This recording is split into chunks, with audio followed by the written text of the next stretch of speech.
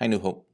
I wanted to give you an update on where things stand for us as a church and on what our plans are for tomorrow and for possibly the weeks to come. A letter went out yesterday announcing the fact that our corporate worship services are canceled for now.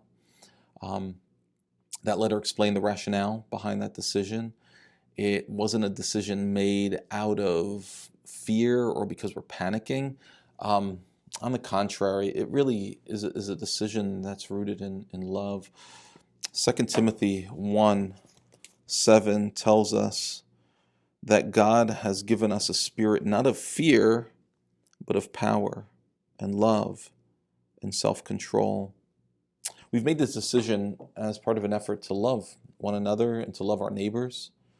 Um, It's an act of self-control, really. It's an act of self-denial. We're denying ourselves the joy of getting together as a congregation for a short period, hopefully, for the good of the larger community and for the good of one another, too. And as we do that, it really is out of a spirit of power, too, because we're trusting in the power of our God to sustain us as a church, to keep us safe as a church, and we're trusting that the Lord will bring us together soon to worship Him as an embodied present church very soon.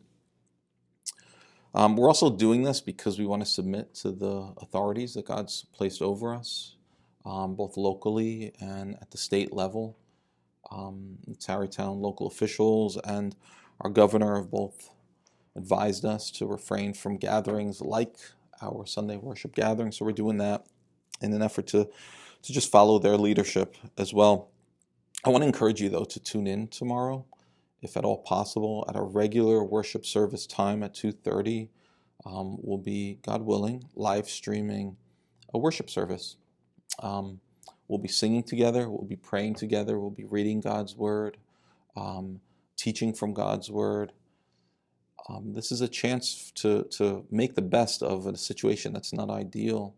It's a chance for us to connect in some way and worship from our homes. Maybe you can do this with your family, or do it with your roommate, or with maybe you can even have other members of the church over, or even other neighbors over in small numbers to worship together. During that online service, we're going to be providing some resources too to help you worship as a family. Some resources to help you guide your children into the scriptures. God willing, I'll be teaching from Mark 4, verse 35 to 41. Might want to go and read that even today. It's a story that's familiar to many of us. Jesus Christ, in that story, calms a very, very tumultuous situation. He quiets crisis. He quiets a storm, literally. And so we're going to look at what that passage teaches us about who Jesus is and about how we can look to Him right now in the situation that we're facing as a church and as a nation. The other thing I wanted to mention to you as well, this was in the letter, I just want to put it out there again. If you need help, please reach out for help. And maybe you feel like you're fine right now, but as the days roll on, maybe even the weeks roll on, if you find yourself in need of assistance of any kind, would you please reach out to the church? Part of the reason that we exist as a body is to care for one another. It's to extend the love and the concern and the care of Christ to one another as a family. We are a household, so please reach out for help. If you need groceries and you can't get them, either because you've gone out and they're not there, maybe there are other people in the church that can share from their abundance. If your immune system is compromised, or you're sick and you can't get out, or you're scared to go out to the supermarket, would you please reach out? Maybe someone can do that for you. There are folks in our church that would love to be able to do that for you. If you need childcare because your kids are home from school and you need to go to work and you haven't been able to find anyone to care for your kids, please reach out.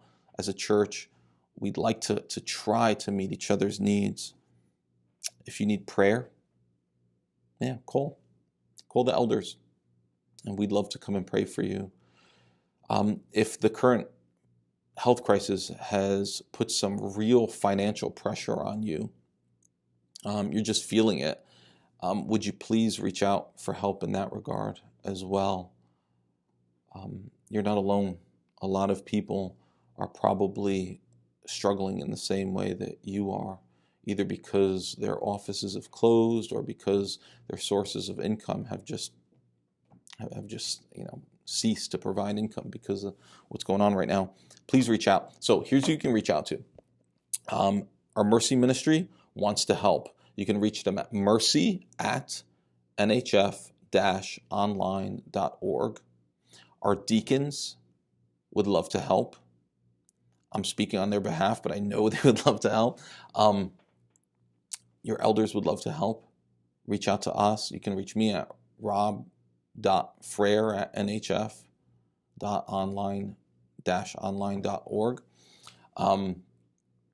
You can also reach out to your care group leaders. I'd encourage you to do that, to your care group members. There's a whole community around you. So would you please identify the people in that community that you're most comfortable with reaching out to, and do that. Because of the gospel, we have been brought into a family. And if we're not ready to share our needs with each other as a family, then we're not much of a family, are we? So let's reach out, let's ask for help, and let's ask God for the grace to be able to step out, even at risk to ourselves, to help one another. Yeah? The other thing I want to mention too is that in order for the church to provide benevolence care, in order for us to just keep functioning, of course, we rely on the generous giving of our church. We are not in financial straits at all as a church. We just don't know how long it's going to be before we gather again. So if you give regularly when you come to the gathering on Sundays, over the weeks that we're not gathering, this is an opportunity for you to give online. And you can do that at our website. Just click on donate there. Lastly, New Hope, I couldn't help but remember the fact that just recently we were studying the book of James. And a few weeks ago, we were in James chapter